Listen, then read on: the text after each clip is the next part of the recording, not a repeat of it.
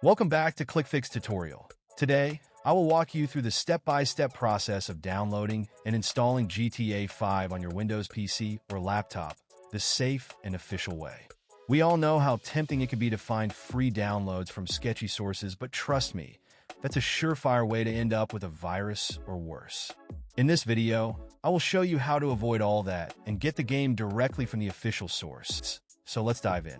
First, open any web browser, be it Chrome, Edge, or Firefox. Type Epic Games Download into the search bar and press enter.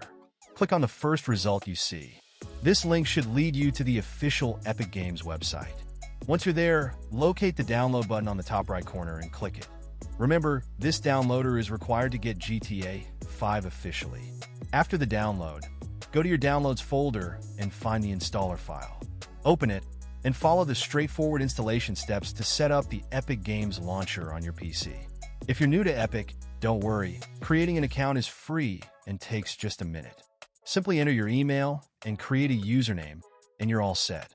After you log into the Epic Games launcher, go to the search bar at the top left and type GTA 5. Click on the result to visit the official GTA 5 page.